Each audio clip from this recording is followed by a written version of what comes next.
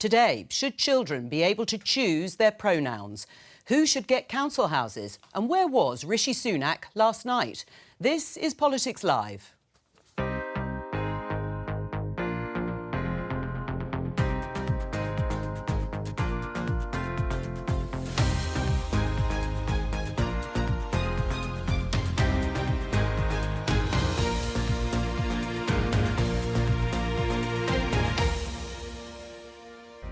Joining me, Conservative MP Danny Kruger, Labour MP Barry Gardiner, pollster Frank Luntz and Liberal Democrat MP Layla Moran. On the programme today. The ayes to the right, 354. The noes to the left, 7. The report that branded Boris Johnson a liar is decisively backed by MPs after an impassioned debate. I also say to members of my own party that it is doubly important for us to show that we are prepared to act when one of our own, however senior, is found wanting. A 90-day sanction. Well, a vindictive sanction, it seems to me. But we still don't know what Rishi Sunak thinks about it. These boxes were interspersed with all sorts of things. Golf shirts, clothing, pants, shoes. There were many things. God save the Queen, man. Are either of these men fit to be president? We have this sample came in earlier. This was one that we tested. That was 5 years ago, but this year festival goers won't be able to get their drugs tested for safety. Should the government allow it? With more than 1 million on waiting lists, should more council housing be reserved for British citizens? She is just how she is now. She's who she needs to be. She, her, he, him, and they, them. Should children be allowed to choose what they're called at school?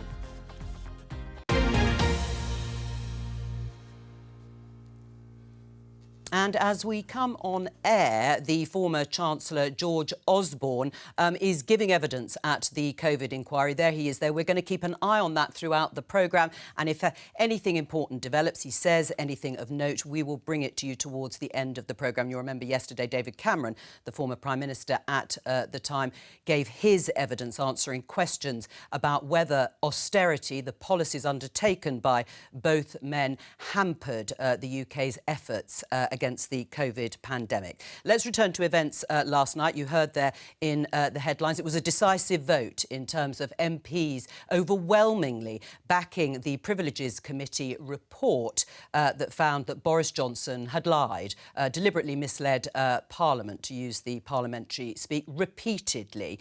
Penny Mordaunt, the leader of the House for the government, was a rather lonely figure, actually, on the front bench. She said she would be supporting the committee's recommendations. There were some notable but a minority of voices against. The Prime Minister was one of those who stayed away. Was he right to do so, Danny? I think so. I mean, I abstained as well, possibly for a different reason. I have less confidence in the process. I think the Prime Minister supported the process, but he felt as the leader of the party it was right not to try and influence what colleagues did. So he had other things to do, important meetings going on at number 10. So I think it's understandable and probably right that he didn't vote. Do you think it was right that he stayed away, Barry? Jo, it wasn't just the Prime Minister or Danny that stayed away. It was 285 members of Parliament. And we know why they did it. It wasn't because they felt it wasn't right to give a lead. Theresa May, I thought, was admirable. She gave a lead to Parliament. She said how important it was that people should have confidence in ministers at the dispatch box speaking the truth, because if they didn't, MPs wouldn't be able to hold the government to account. I thought she was superb. So she did give a lead. But the fact is that 285 members of Parliament, mostly Conservative, stayed away because they were afraid of their constituency chairman. They were afraid of what would happen to them in their constituencies, because I'm afraid to say Boris Johnson is still popular with a certain group of people who makes up the Conservative Party of today. And that's what they were afraid of. That's why they stayed away, not because they had other important business to do. Well, I stayed away very deliberately, and I attended some of the debate. I didn't have confidence in the process. Barry's right. Boris himself remains very popular among some quarters. He's extremely unpopular among other quarters, including of our own party. So it goes either way.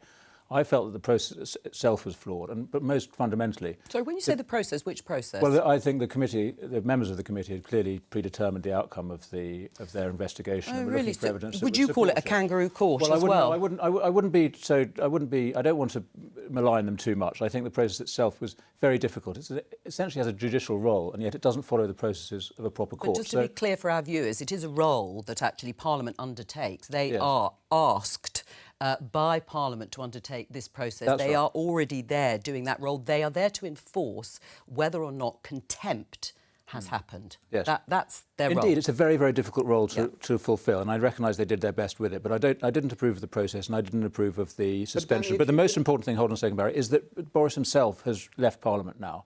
So the opposition have their scalp. The committee has achieved its objective, which is to expel him.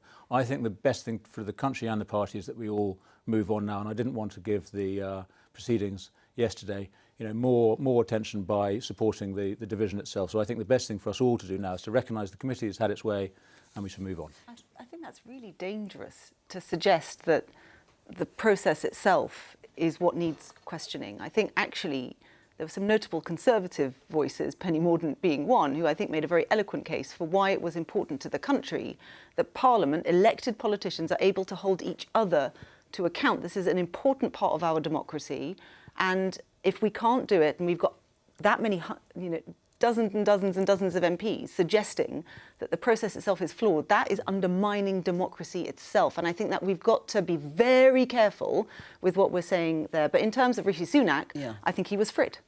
He was very, very worried about how this is going to look. His position is weak, and I think it just proves how weak he is. How do you think it looked? I've been through this. This is the United States in 2020, 2021, when Donald Trump was brought up for the second time for impeachment. And the Republicans gave the same exact argument that you just gave. It's done. This process isn't fair.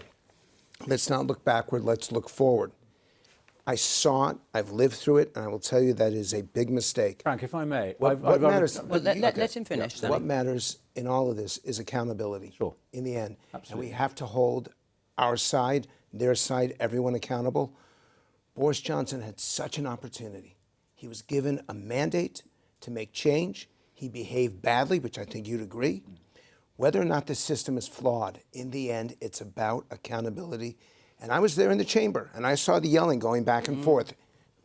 On the sides, that may not have been picked up by the microphones. Yes, it is stressful, and yes, it does make the Conservatives look badly.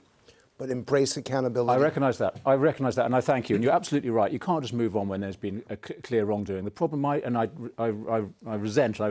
repudiate the comparison with Trump, because actually what we're dealing with here is a report which attempts to do something which I don't think is possible, which is to look into the mind of Boris Johnson and to conclude that he knowingly and deliberately, absolutely with full intention, misled Parliament. The evidence was quite compelling. Well, I don't think it is. That's my challenge to the report.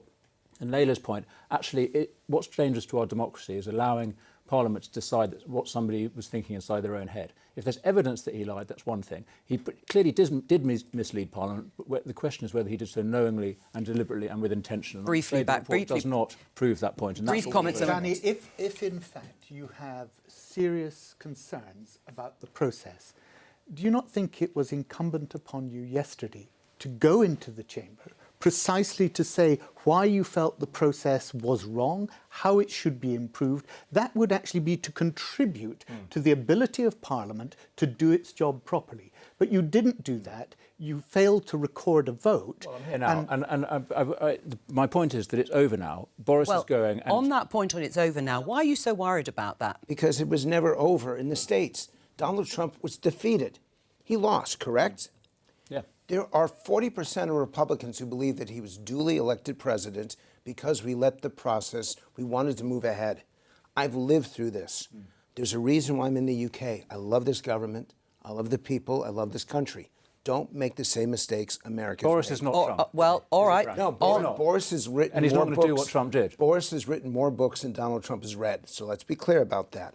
Still, he is not challenging the legality of the process. nor am I. He's saying that the conclusion of the report was flawed. All right, we're going to leave it there. Let's stick with Donald Trump, since you have raised it and perhaps made some comparison in terms of this process and what actually happened in Parliament last night. This headline, the Daily Telegraph: Donald Trump says he was too busy to return classified documents. You heard again in the headlines. Former president claims his personal belongings were mixed in with files and he hadn't had a chance to sort through them. This, of course, is the indictment alleging that Donald Trump has mishandled classified documents. You'll have seen the pictures of the boxes in his Mar-a-Lago home, obstructing justice and making false statements. But he is, at the moment, currently, the most likely person to win the Republican nomination. Is he going to? At this point, you have to bet on him. He's getting more votes than all the other Republicans running combined. Showers are for taking. They're not for storing. And the fact that he denied again and again that he had these documents, the people who have analyzed this situation have said that it is so clear-cut that they believe that Trump will be fighting this indictment all throughout the election. He's been indicted for bad behavior in New York. Sure, but will it change the fact that he can get the nomination? This is why you have to hold people accountable, because if you don't, they get away with it and again and again. And whether it's an issue of indictments, it's still bad behavior. How do you have presidents and vice presidents and senators who have this private documentation and are showing it to other people, waving it around? It's not proper government. Well, even if it beggars belief, will he win against Biden? There's some things more important than elections, and that is the ethical carrying out of your job. It is the proper behavior. It's setting examples for your population, and in all of these, Donald Trump is found wanting. By the way, but there's going to be a judgment. There's going to be a judgment, though, isn't there? There is going to be an election next year, and would he win against Biden? It's 50-50. The numbers are 50-50 right now, and that's because they did not hold him accountable last year and the year before. All right, well, let's have a look at this with Joe Biden. I usually shake everybody's hand, but I'm going to stand in front of each section. No, I really mean it. And if you can see the camera, they can see you. And it's the least consequential part of this whole meeting for you, I promise. All right? God save the Queen, man.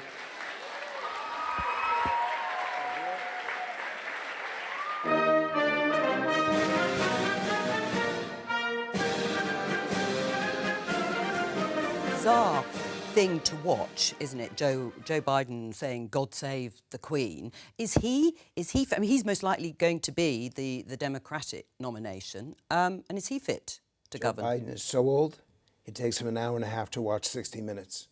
He's so old, the only time he doesn't have to pee is when he's actually peeing. I've got it. He's so old, calls himself a constitutionalist. He wrote the document. He was in the room.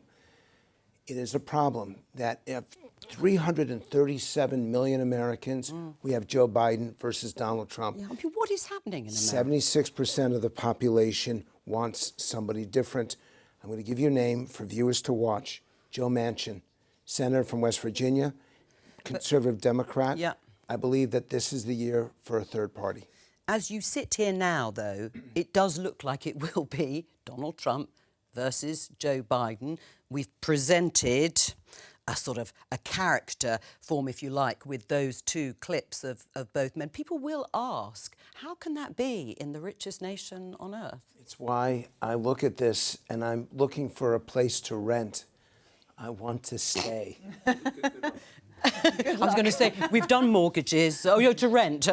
Fair enough, but even rents are sky high. I don't think it's affordable at the moment. For what the BBC pays me to be here, I will be homeless. Well, that's a different subject altogether. Let's have a look at a clip from a film we ran back actually on the very first programme of Politics Live in 2018 about testing drugs for safety at festivals.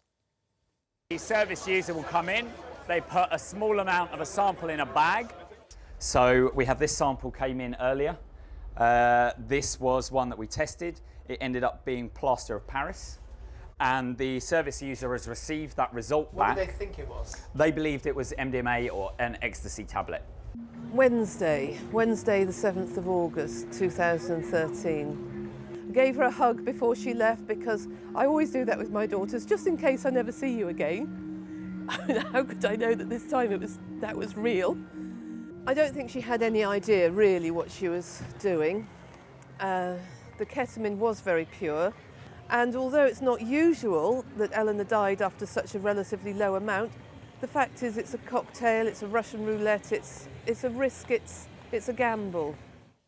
And that obviously ending with the mother who believes her daughter would be alive had testing the drugs that she took, if it had been available at the time. Now, festival organisers are saying that they can't operate because they need a licence, which takes up to 3 months to be granted, making it impossible to test potentially lethal drugs, risking the safety of people who go to festivals this summer. Do you actually back the Home Office's calls to make it more difficult and actually prevent testing drugs safely? I'm not sure that's what they're doing. There does seem to be a problem, as I understand it, this year with getting these licences. I mean, if your question is, should the government be, as it were, endorsing drug testing, I think it's a difficult one, because there's a reason these drugs are illegal. They're dangerous even if they have been tested and they haven't been adulterated in some way. And I think it's dangerous for us as a society to be tacitly endorsing drug use. That said, I think at these festivals or in clubs where there are third parties, charities or whatever, who are prepared to test people's drugs, then perhaps that's acceptable. The important thing is that whole process is properly regulated, and crucially that we do make every effort we can to stop drugs coming into these sites in the first place. Leila? We need a public health approach to all of this. It seems bizarre that whilst festivals in the past could test and festivals in the future can, the Home Office can't find a way to issue these licences in time for the festivals this summer. And that mother that you were playing earlier, her voice really resonated. I have a constituent whose daughter died because what she said to her is, don't do drugs, but if you have to, be safe and make sure that it's as pure as it can be. The girl took ecstasy and had an overdose because she did source the purest possible drug she could find and ended up taking far too much because the information wasn't there. So, you know, are we going to pretend that young people aren't going to go to festivals and do drugs? Guys, get real. They are. Can we try and make them a bit safer? Absolutely, we should. And I really hope the Home Office isn't dogmatic about this. You know, let's get these drug testing facilities in there as quickly as possible so that we can save lives. They do save lives. They've proven to save lives. I don't understand why the Home Office has done this now. If they did it at Christmas time, they could have solved it by now. I don't understand why now. Barry? That's absolutely right. Look, the Home Office is licensing drug testing, so it's not against drug testing. What they should have done is, knowing that the season was coming up, Glastonbury is just about to start, what they should have done is 6 months ago they should have said, by the way guys, this year we're going to introduce a licensing regime. We recognise that, you know, we don't want anybody doing drugs, we're against drugs, all the rest of it, but we do license the regime, and if you want to get a license so you can have safety, public health at your festival, make sure you get your license. Everybody would have got the license and young people would have been safe. It's simply a failure of governance. And Leila's right. It should now be very easy for the Home Office to say, what we will do is we will rush through some emergency licenses before Glastonbury starts, before the other festivals come on, and take it from The other thing they do, by the way, is they take confiscated drugs and they test them too. So, you know, they see people with, it says very clearly when you go to a festival, do not bring illicit drugs to this festival. They find them in the bags, they then confiscate them. They go get tested on site immediately. And there have been cases where they found very, very, very dangerous versions of these drugs. They then put out a push notification to everybody in the festival to say, beware, if you take this, you're highly likely to come to harm. I mean, why would you not want that? This is just common sense. I mean, it's difficult to know what's in the mind of the Home Office, referring to another discussion, but it is true they're going to need a new licence to operate UK festivals this year, and it's going to take some time. Something that Danny said, do you think there is any sort of combination of feeling uncomfortable about looking as if you're giving tacit support in any way to bringing drugs to festivals if there is an ability to test it, the safety of it? We would not do this in the States.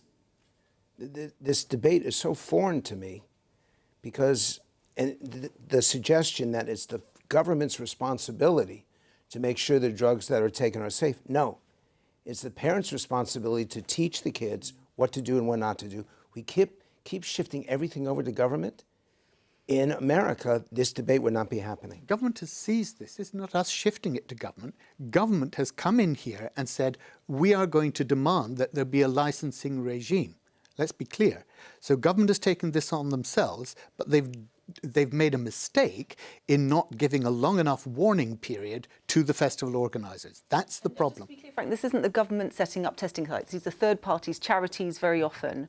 And what the government is saying is a licensing for these third party sites. Yeah. So I think that is, and what the parents are saying, I think the kids are trying to do, you know, if you're going to do this, try and be safe. There is a challenge generally about drug policy, that policies that are a harm reduction approach, as you say, often does actually lead to people feeling that the government is enabling them and supporting them to take drugs. And we've seen that with heroin. So actually a much more robust crime prevention strategy is often safer for people. If we simply say, we will make sure that you can, you know, inject yourself safely, or we'll test your pills, you're actually saying, go ahead and take drugs safely. And that's ultimately more dangerous for people. So I'm not saying we shouldn't be doing... Just done, isn't it, Danny? Because there is a we will license it. But we need to recognise that the main effort needs to be on prevention and prohibition of drugs, rather than saying that everybody can do it as long as it's safe. So we did this in San Francisco, and all you have to do is look at San Francisco. The city's destroyed. Nobody wants to live there. It's unsafe for every human being. It's disgusting. Is that a broader point about drug policy? Festivals are something quite specific, where a lot of young people are going to be at a time.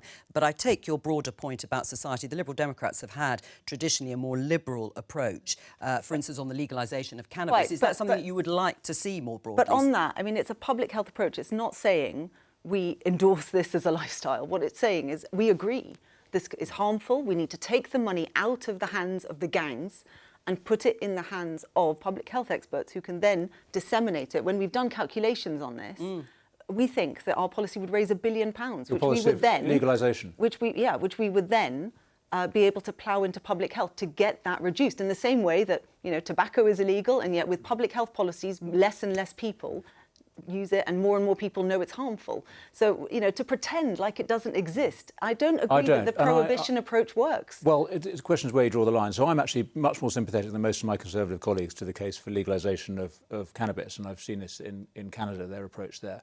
So I think there might well be a case, as you say, for licensing that drug, although I think we have to be very, very careful. Very careful about you create a black market. If you set the bar too high, it doesn't work.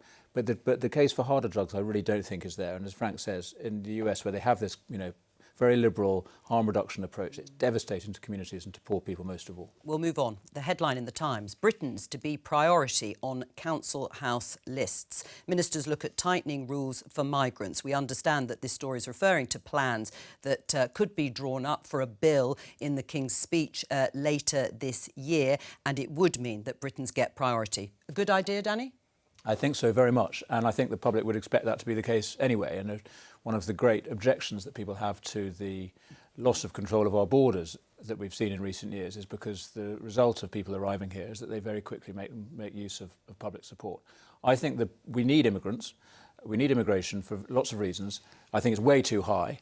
But every person who's awarded a visa to come here should be doing so because they're going to be making a contribution to our country. And if the first thing they do is get a council house, clearly they're not making a sufficient contribution, and they're taking a home from a British citizen who needs it. So I absolutely think we have to create rules that attaches the allocation of council housing to the length of time that you've been in the community, and that's something that... Right, well, that does exist. I think you have to be here for 2 years. I think that is in the guidance. But are you saying that the UK government or councils should prioritise all British citizens over foreign nationals, regardless of need? No, I think they need to have some discretion. But I do think it's appropriate to have clarity from above, and they should have the opportunity to prioritise British citizens and a clear encouragement to do so. I don't think it's right that people should be able to come in and make immediate, very expensive use of British taxpayers' resources, public services and council housing. We do absolutely need some people coming into this country, but they should be self-supporting. Barry? Well, we just established that they can't do that immediately. But I think the con here, Jo, is that the government has resiled from its 300,000 a year house building targets. They've done so under pressure from their backbench MPs, and last year there were 1.2 million people needing accommodation, and only 800,000 were able to get it. So you can't give to a British citizen a house that you haven't built because you failed to meet your house building targets. That's the first point. Right. Now to go on. Yes. Now to go on. It seems to me that I've long argued that the time that you're on the waiting list should also accrue points on the points register. So if you're going to base it on housing need, which is what you do, so if somebody is in overcrowded accommodation or if they've got health issues, which means they can't go on the fourth floor, or whatever, two families. then what you do... One family is foreign-born and one is a British-born family, and they have very similar needs in the way that you were describing. The issue here is, should the British-born be given priority or not? I don't think they're not saying British-born, are they? Well, Britons. Plenty of British people are not British-born. But Britain's born. Yes, if you've got legal right, indefinite right to remain. That's but if you were to compare, if you were to compare the two, should Britons be given priority? No, look, if the government has said you are here as an equal citizen, right? You have indefinite leave to remain in this country. You're here as an equal citizen. You have the rights of a citizen in this country. Then you have to then consider on need. My point is that the time you've been waiting on the waiting list should contribute to that points basis of need. Because if you've been waiting 10 years and somebody comes along who's actually not been waiting 10 years and you have the same health need or the same overcrowding need, the person who's been waiting longer should get the home first. But the fundamental point is the government is not building enough homes, and it's not doing that because it's been pressurised by its own backbenchers to drop its housing targets. Danny?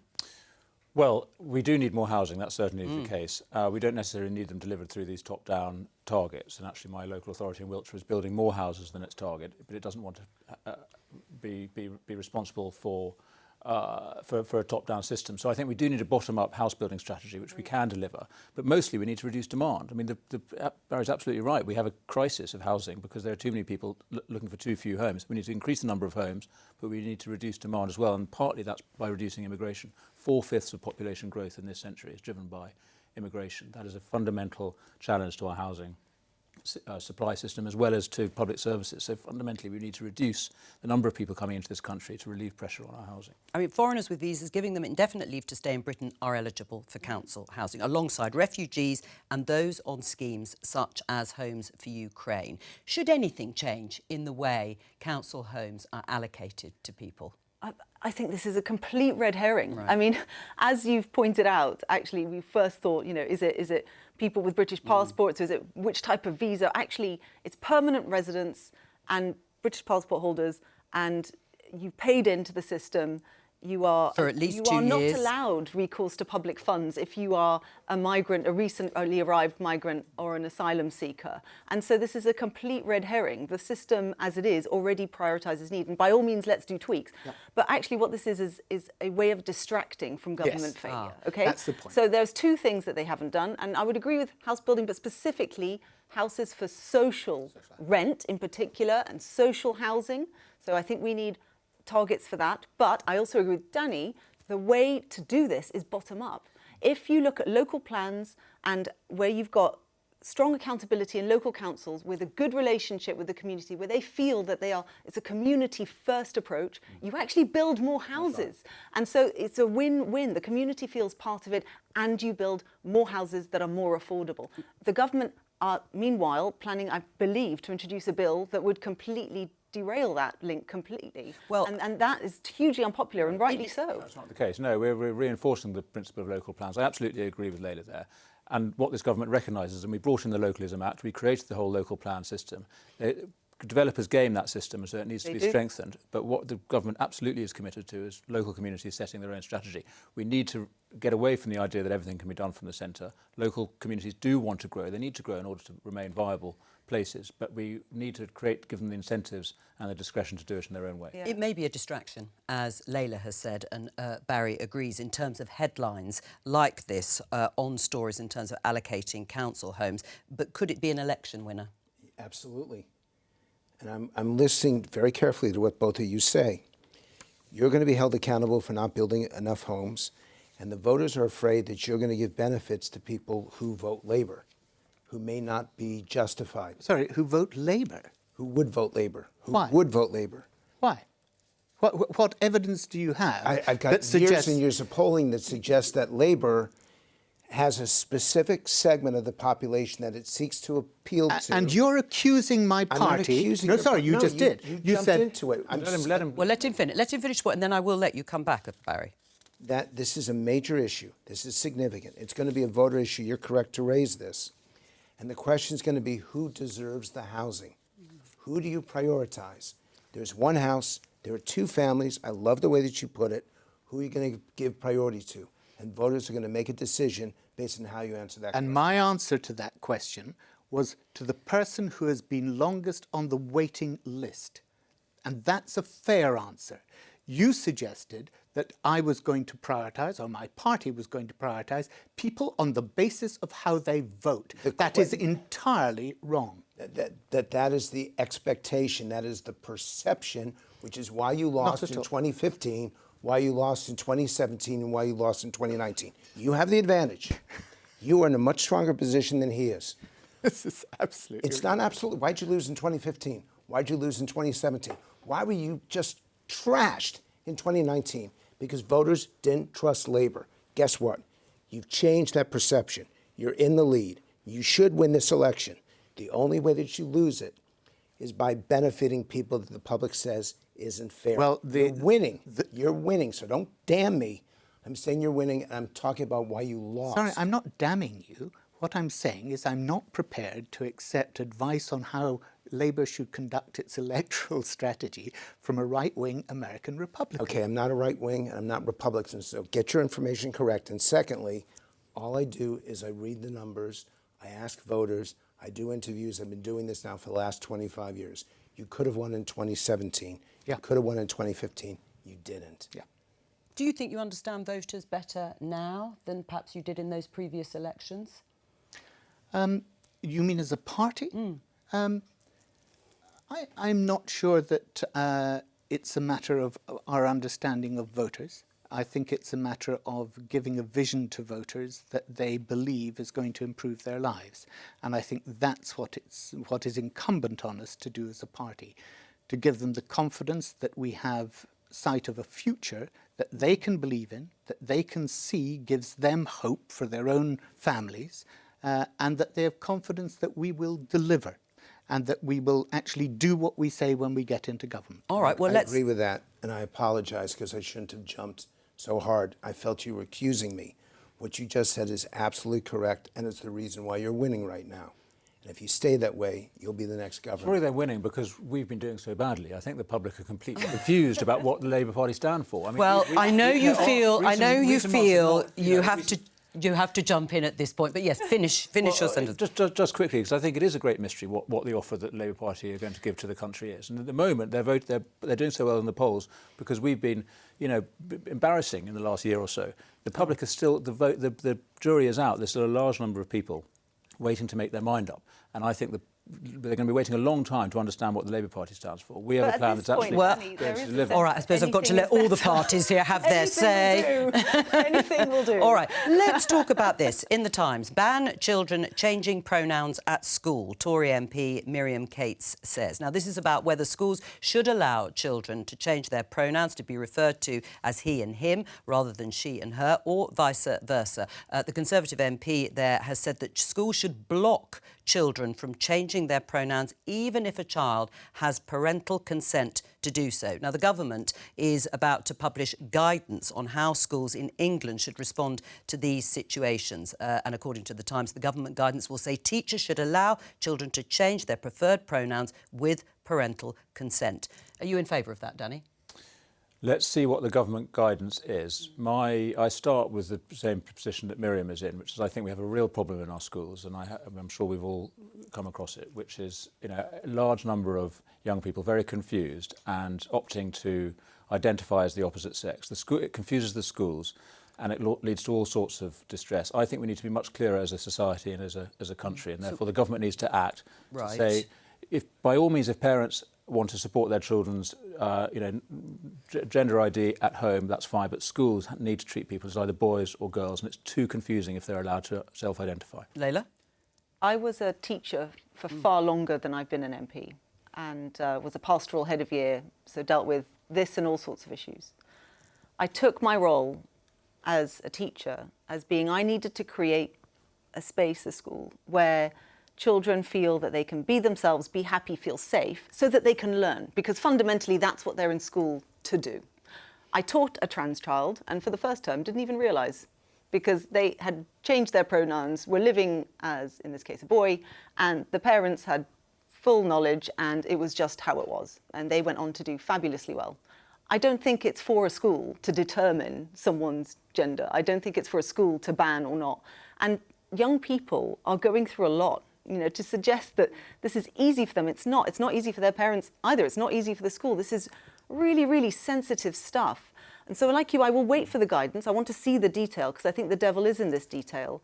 But I would put it to everybody that, you know, the people, if you're acting in the best interests of the child, and I believe that all the schools, teachers, parents, everyone is, let them be able to help each other with what the right path is. I don't feel that this is an area that government should be interfering. I think it's really interesting. Even if schools are calling out for guidance, which they may or may not be. They want guidance, but banning is strong.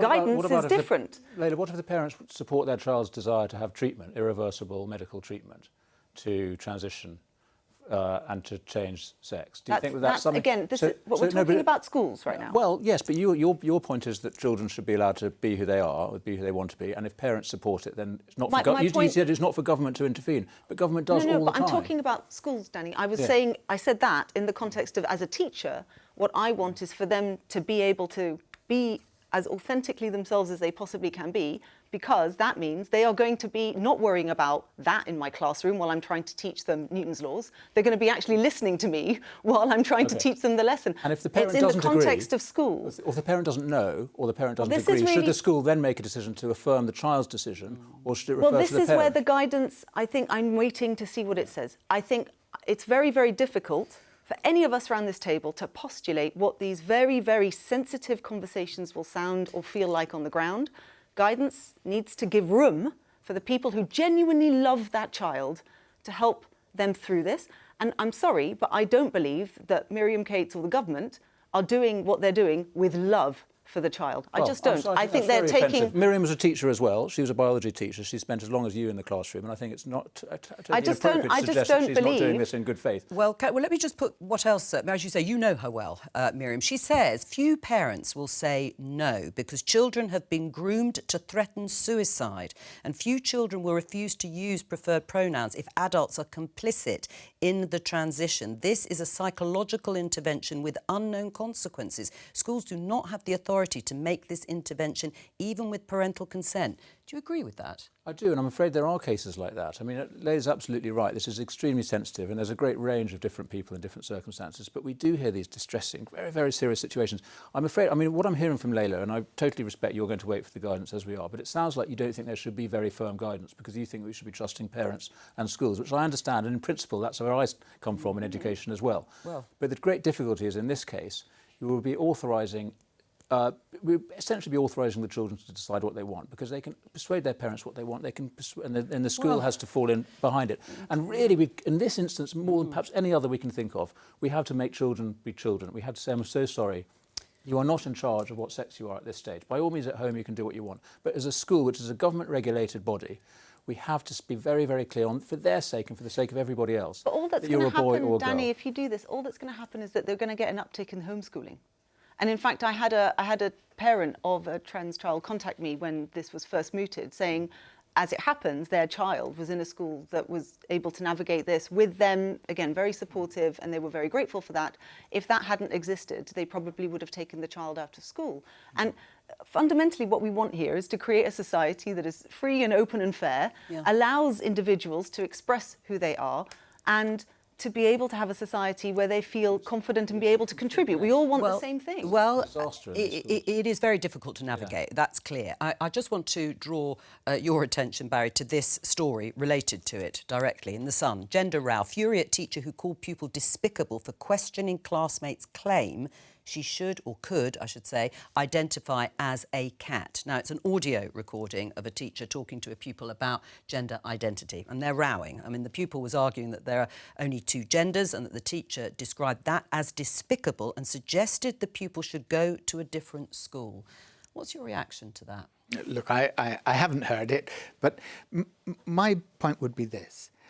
I've always considered that whoever you are, however much I disagree with you, I try and call you by your name, the name that you want to be called by, because I think that's just basic respect between human beings. There's often people who I disagree with. I can think of other names for them, but I don't call them. Don't say them on this programme. I don't call them that because I think it's important that we engage with each other respectfully. In school, yes, it should be a respectful environment. It should be an environment no one would agree with that. But if you had to do the guidance, Barry, what would you say? Would you say that teachers should allow children to decide how they should be called? Sorry, Danny, you've had quite a long session on this. My view would be that if the parents, and my understanding of what the government is proposing in the guidance, is that if parents support the child in wanting to be called by the opposite pronoun, or by they and them, if the parent supports that, then the school should back the parent. It's not been suggested, as far as I'm aware, that the child, against the parent's wishes, should have their decision endorsed. No, that's and not that I would not be in favour of. And that I would not be in favour of. But I think it is important. Schools do need guidance, and the government, the Department for Education, should try and help them in what can be a very, very difficult pastoral situation. And we'll see what the guidance is. I mean, how important is this as an issue to voters? It does matter, but it matters on the extreme. You spent 7.5 minutes discussing this. You did not discuss the students' ability to read. You did not discuss mathematics. You did not discuss history.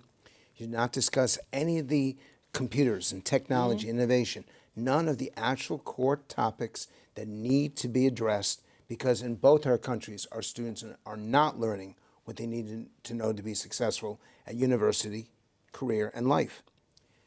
So my fear about this whole conversation is that you've sidetracked education for that 1 or 2% rather than the other 98% who are being ignored, forgotten, or left behind because schools aren't working. We said we would keep an eye on the evidence from the former Chancellor, George Osborne, because he has been giving evidence to the COVID inquiry in London. The counsel to the inquiry, Kate Blackwell-Casey, asked him if austerity had contributed to the severity of the pandemic, depleting the UK's health and social care capacity and increasing inequality. Let's have a listen. It's not surprising that the biggest economic crash that Britain experienced since the 1930s has an impact on Britain, and on poverty, and on unemployment, and on people's life chances. That's unfortunately what happens when your country experiences such a massive economic shock as we experienced in 2008-9. What flows from that is a whole set of things, and one of them is seriously impaired public finances, which you then have to repair, and that is what we set about doing. I would say if we had not done that, Britain would have been more exposed, not just to future things like the coronavirus pandemic. Well, that was George Osborne, the former Chancellor, giving evidence at the COVID inquiry. And, of course, those hearings are continuing all week. We heard yesterday from David Cameron, the former Prime Minister. Do you think that lessons will be learnt, Frank? Just watching this, obviously, the world suffered from the pandemic. Just very briefly, do you think we'll learn lessons from an inquiry like this? Yes, because it's promoting accountability. And the fact is democracies die in darkness. And without accountability, you can't fix things, you can't make them better.